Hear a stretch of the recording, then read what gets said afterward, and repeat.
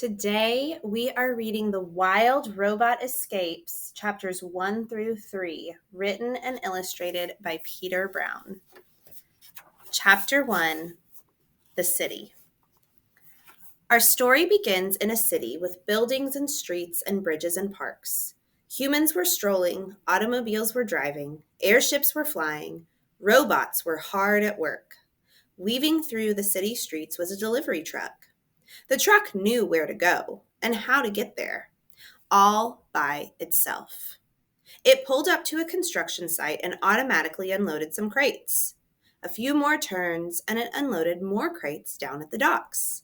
The truck zigged and zagged across the city, delivering crates as it went, and then it merged onto a highway. Cars and buses and trucks were cruising along the highway together. But as the delivery truck continued, the traffic became lighter, the buildings became smaller, and the landscape became greener. With nothing but open road ahead, the truck accelerated to its top speed. The landscape outside was now just a green blur, occasionally broken by a flicker of gray as a town flew past. On and on the delivery truck went, racing over long bridges, shooting through mountain tunnels, gliding down straight stretches of highway until it started to slow. It drifted from the fast lane to the exit lane, and then it rolled down a ramp and into farm country. Clouds of dust billowed up behind the truck as it drove past fields and fences. In the hazy distance, enormous barns loomed above the plains. The air was thick with the smells of soil and livestock.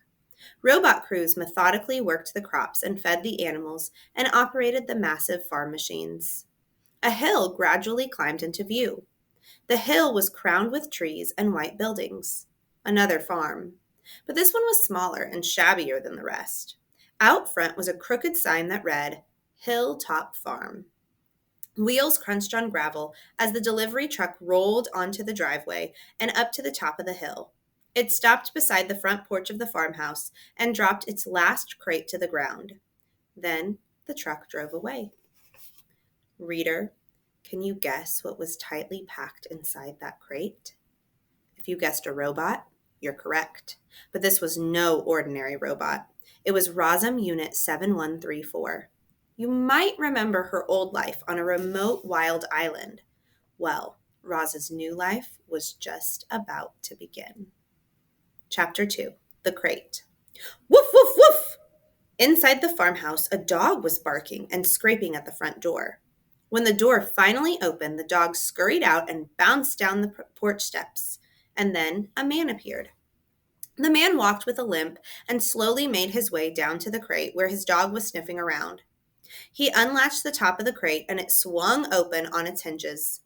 Packing foam was tossed aside, restraining cords were unfastened, and there was Razum Unit 7134. Her lifeless body sparkled in the late day sun. The man reached down and pressed an important little button. On the back of the robot's head. Click! Chapter 3, The Robot. The robot's computer brain booted up and her programs began coming online. Then she automatically stood, stepped out of her crate, and started to speak. Hello, I am Razum Unit 7134, but you may call me Raz. While my robotic systems are activating, I will tell you about myself. Once fully activated, I will be able to move and communicate and learn. Simply give me a task and I will complete it. Over time, I will find better ways of completing my tasks. I will become a better robot. When I am not needed, I will stay out of the way and keep myself in good working order. Thank you for your time. I am now fully activated. We'll continue with Chapter 4 next time.